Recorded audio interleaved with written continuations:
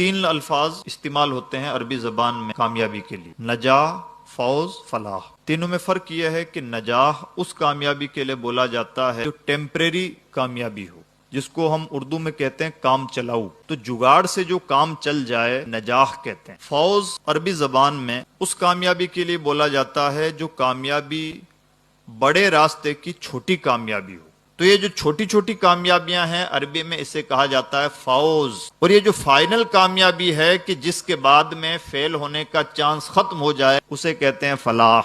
اب کمال کی بات سنیے، اللہ کے کلام میں ٹیمپریری کامیابی کے لیے جو لفظ استعمال کیا جاتا ہے نجاح، وہ استعمال ہی نہیں ہوا۔ قرآن پاک میں نجاح کا لفظ استعمال ہی نہیں ہوا، مطلب اللہ کا کلام ٹیمپریری کامیابی کی بات ہی نہیں کرتا۔ کتنی بڑی بات ہے کہ اللہ کے کلام میں ایک لفظ یوز ہی نہیں کیا گیا، اسے کام چلاؤ کامیابی کہا جاتا ہے۔ دوسرا لفظ فوز، بڑے راستے کی چھوٹی کامیابی، اس کا استعمال ہوا ہے لیکن کم۔ کہا گیا کہ جس نے اللہ و رسول کی بات مانی فقد فاز فوزا عظیما، اس نے کامیابی پائی، لیکن کم استعمال ہوا ہے۔ اور یہ جو فائنل کامیابی ہے کہ جس کے بعد میں فیل ہونے کا چانس ہی ختم ہو جائے اسے کہتے ہیں فلاح، قرآن پاک میں سب سے زیادہ یوز ہوا۔ مطلب یہ ہے کہ اللہ کے کلام کا لیول اتنا اپ ہے کہ وہ چھوٹی باتیں کرتا ہی نہیں، ٹیمپریری کام چلاؤ تکڑم بازی والی باتیں اللہ کے کلام میں ہیں ہی نہیں۔